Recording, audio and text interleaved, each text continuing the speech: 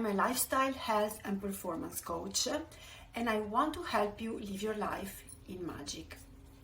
Today, I want to talk about performance. Performance is a word that could be used in many ways, meaning different things. For example, a performance is any form of entertainment presented before an audience.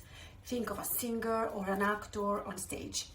Or the developing of a job. Think, for example, a lawyer defending his client, an electrician setting up a new wire system, a mother setting the table even. And it can be a set of actions needed to play sports or musical instruments. In and of itself, the word is neutral. You can perform different activities throughout the day, and you can either perform them well or perform them badly. But it is true that when we read the word performance, we think of excellence. If, for example, I present myself as a performance coach, which I do, everyone knows what I'm talking about. I help people enhance their performance, improve, and strive to excel. There is never one single ingredient to success stories.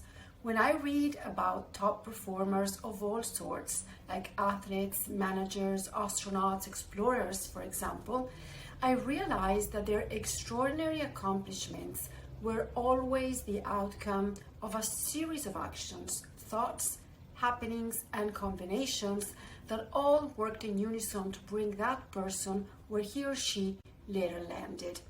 It is never a journey where things happen by pure chance or pure good luck. There is always a certain kind of drive and of mindset at the origin of everything. Unfortunately, most of the time we tend to think that those traits are not available to us, that those people were born with special talents which we simply don't have. And yet, the first part of the story has to do with preparation, commitment, and focus, which are just a matter of deciding to actually prepare, commit, and focus. And the second part of the story, the mental one, often comes down to simple concepts, sentences, and questions that we can all learn to use to our advantage. Today, I would like to focus on a set of 3 questions we can ask ourselves after any task we perform with the intent of improving and elevating our accomplishments.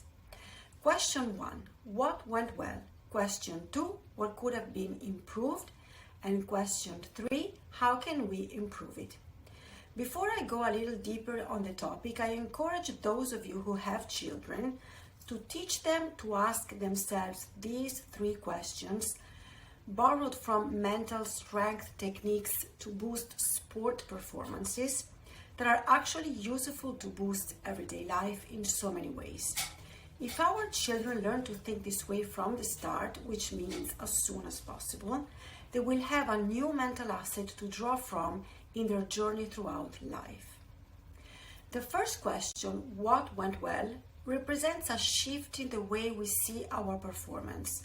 Most of us often focus on what went wrong and end up feeling burdened by the weight of the mistakes we made, making of that performance a complete failure even when only a minor part of it was not as per the expectations and only a few things actually went wrong.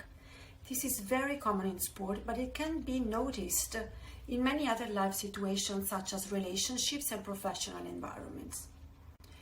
When we move from the negative focus to the positive one, what went well, we are opening up to what we were able to accomplish, to what was good about our performance, and we access a totally new set of words, thoughts, and later actions that will bring us forward on the path of improvement rather than frustration and feelings of not being enough.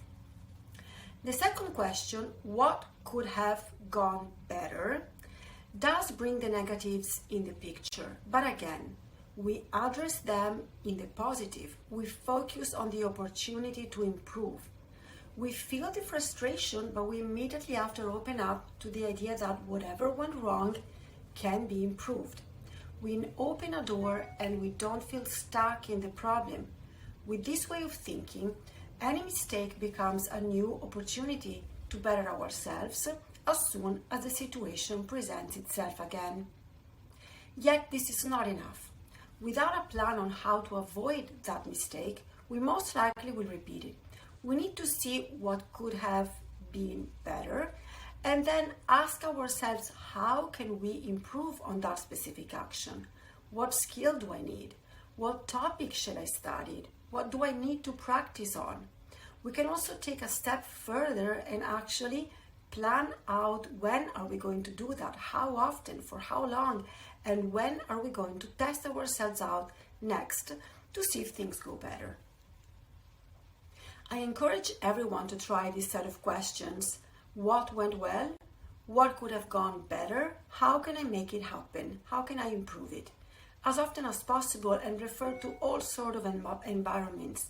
After a sports practice, after an exchange with your boss or friend or relative, after a business presentation, after a tennis tournament, after practicing on your new eating style.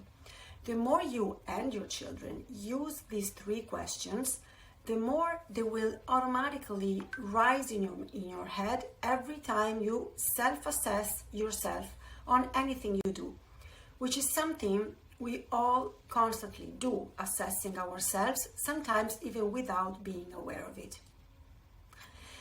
Thank you for listening. Don't forget to turn on the notifications on my YouTube channel and sign up to the newsletter on www.inmagic.com to get free tips on how to live in magic. Ciao, ciao.